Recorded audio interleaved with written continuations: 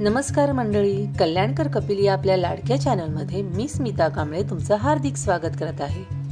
आज आमचा महाबळेश्वर मधला दुसरा दिवस आहे आणि भल्या सकाळी 5 वाजता उठून आम्ही आलोय विल्सन पॉइंटला सनराइज पाहायला। आता झाली आहे सकाळ। आता आम्ही विल्सन पॉइंटकडे आलोय। सनराइज व्हायचा आहे, अजून झाला नाहीये। अजून वरती चंद्र आहे पण सनराइज झाला नाही।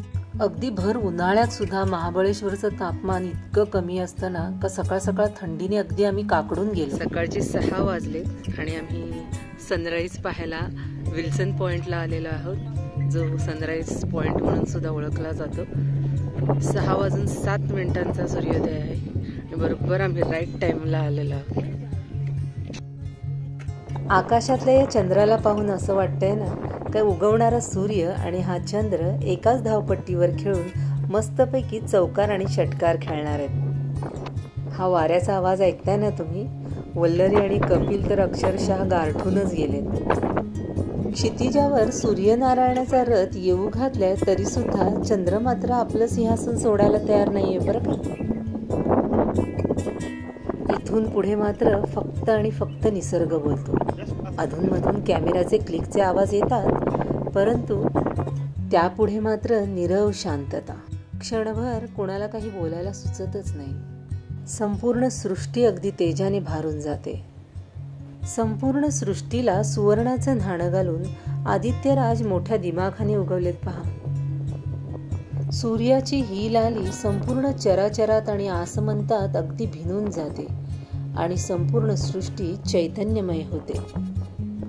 हे वातावरण पाहून मी इतकी अंतर्मुख झाली आहे ना, असं वाटतंय प्रत्यक्ष सूर्यनारायणामध्ये आणि माझ्यामध्ये ह्या झाडाचा तेवढा अडसर आहे।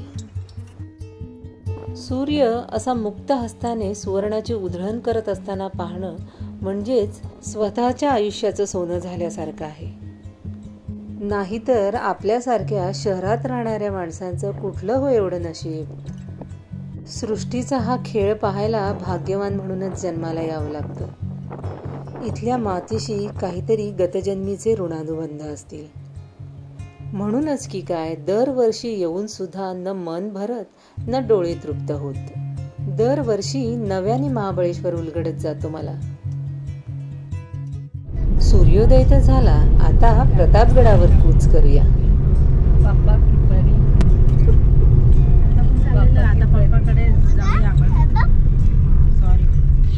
परी हूँ मैं।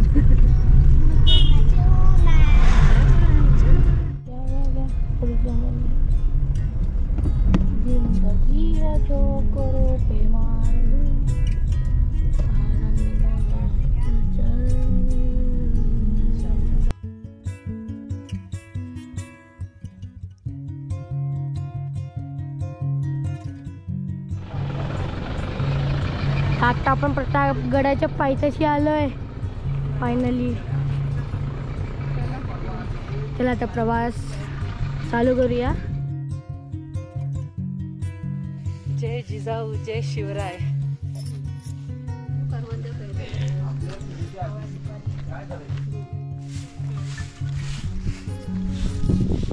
प्रतापगडावर येण्याची ही माझी 4थी वेळ आहे। प्रतापगडाची संपूर्ण माहिती आणि इतिहास असलेला एपिसोड मी मागच्याच वर्षी बनवलेला आहे।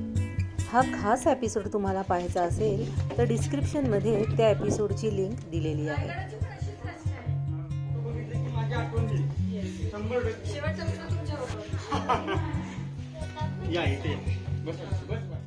माझी इच्छा आणि स्वप्न खूप मोठी आहेत। आता जशी प्रतापगडावर मी आली आहे ना, तशी एकदा रायगडावर जाऊन माथा टेकून आली म्हणजे अवघा जन्म सफल झाला।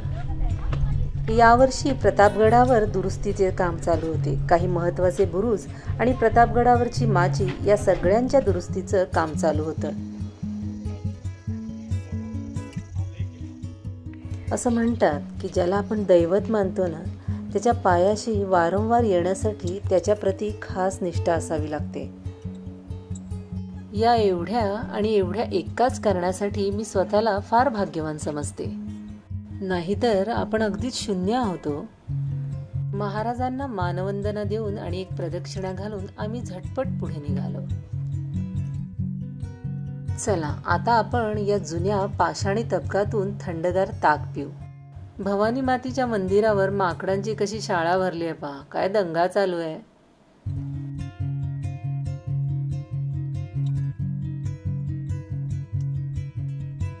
अगदी मुश्किलीने 4 माणसांना सुद्धा उचलणार नाही इतकी अवजड हत्यारं त्या काळाची माणसं दैनंदिन जीवनात वापरत होती. आता आपण आलोय हस्तकला केंद्रामध्ये. लाकडाच्या काय सुंदर सुंदर वस्तू आहेत म्हणून सांगू इथे. अगदी लाकडी फण्यांपासून लाटण्यापर्यंत आणि बटव्यापासून मस्त पर्स पर्यंत अगदी सारं काही होतं तिथे. इथे पहा दुरुस्तीचं काम चालू आहे, त्यामुळे हा एवढा पोर्शन आम्ही सर नाही करू शकत यावर्षी. प्रतापगडच्या पायथ्याशी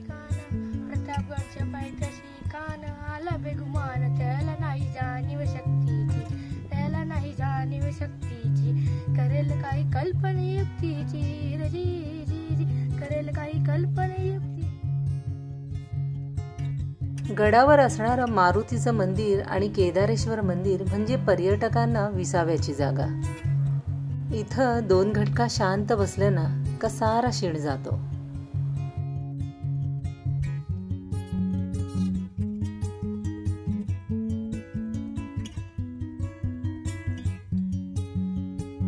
प्रतापगड उतरल्यावर खाली शिवकालीन खेडेगाव आहे.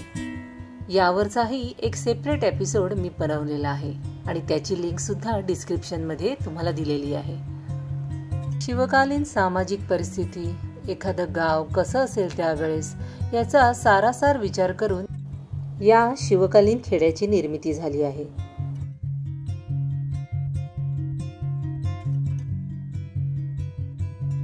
प्रतापगडाचा निरोप घेऊन आम्ही गाडी पुढे पळवली.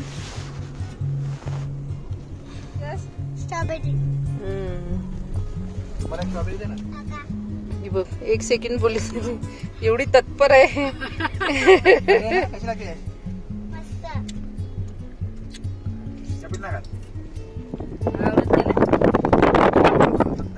नंतर आम्ही महाबळेश्वर मधल्या गार्डन मध्ये गेलो. वल्लरीला गार्डन मध्ये खेळायचं होतं.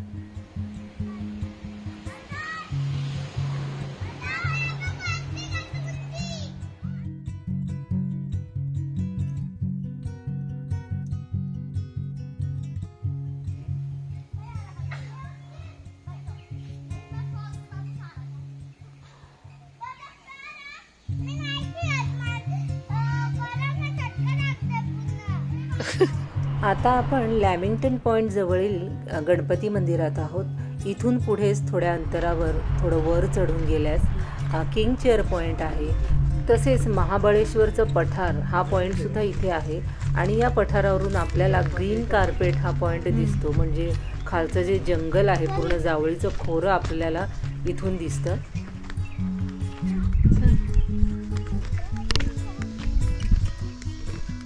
चालताना माझी खूप तारांबळ होत होती. रस्ता दगड मातीचा होता आणि काटेकुटे होते, झाडांचे फांद्या वगैरे पडल्या होत्या. या सगळ्यातून वाट काढत आम्ही पुढे जात होतो. आता या बोर्डाच्या नजीक 2 रस्ते येतात बघा. इथे चुकायला होऊ नये म्हणून गाईड असावाच. पॉइंट पाहायला जात असताना बोर्डाच्या डावीकडून जो रस्ता जातो ना तो जातो सज्जनगडाकडे, जो काही 50 किलोमीटर आहे इथून. आणि नंतरचा उजवीकडचा जो रस्ता जातो ना तो 15 किलोमीटर जातो प्रतापगडापर्यंत. वन्य प्राण्यांपासून सावधान. इथून 50 किलोमीटर सज्जनगड येतो, 15 किलोमीटर प्रतापगड येतो. ज्यावेळी शिवाजी महाराज घोड्यावरून येते ते ह्या मार्गाने येते.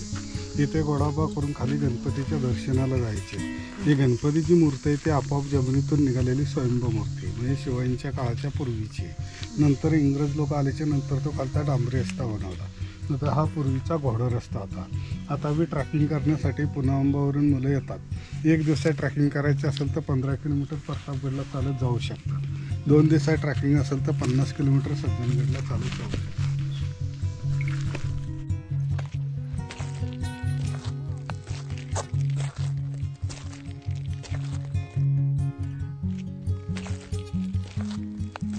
अखेरीस काट्याकुट्यातून वाट काढत दगड धोंडे तुडवीत आम्ही वर आलो आणि वर आम्हाला हे महाबळेश्वरचं सुंदर पठार दिसलं. आणि त्यानंतर हे आहे महाबळेश्वरचं गाईड सांगत होते या ग्रीन कार्पेटच्या म्हणजेच या जंगलाच्या मधोमध एक छोटंसं तळं आहे आणि त्या तळ्यावर नेहमी वन्य प्राणी पाणी पिण्यासाठी येत असतात. या ठिकाणी खूप फोटो काढले आम्ही, अगदी मनसोक्त, मनमुराद.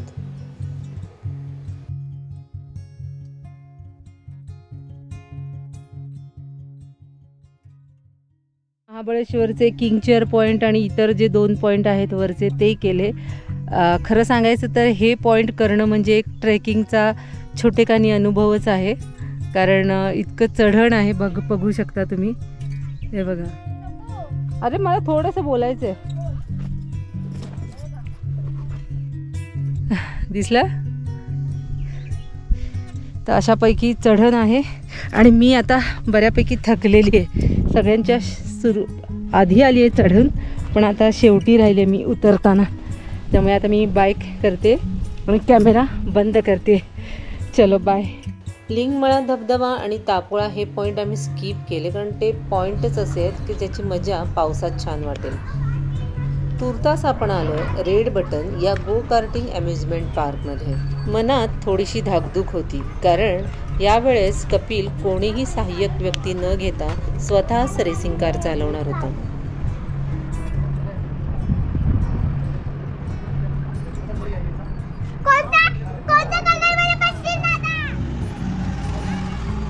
हे पहा, या निळ्या रेसिंग कारमध्ये कपिल बसलेला आहे.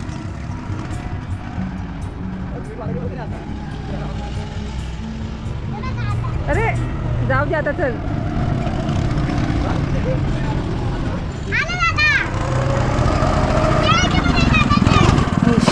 आलाय कसा बाबा, किती स्पीड असतो या गाड्यांना. इथून पुढे आता आम्ही वेण्णा लेक परिसरामध्ये जाणार आहोत. आजचा सूर्यास्त तिथला पाहायचा.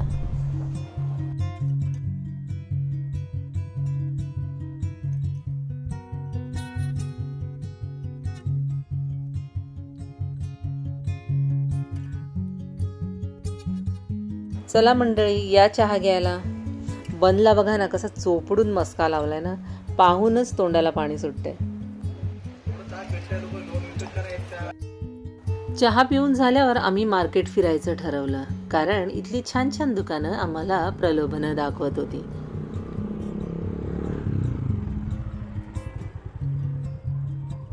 ही संध्याकाळ आमची महाबळेश्वरमधली या ट्रिपमधली कदाचित शेवटची संध्याकाळ असणार आहे, कारण उद्या आम्ही पाचगणीला निघणार आहोत. मार्केटमधलं हे भवानी मातेचं मंदिर म्हणजे या मार्केटची ओळख आहे. आम्ही इथे खूप खरेदी केली, खास करून आमच्या वहिनींनी.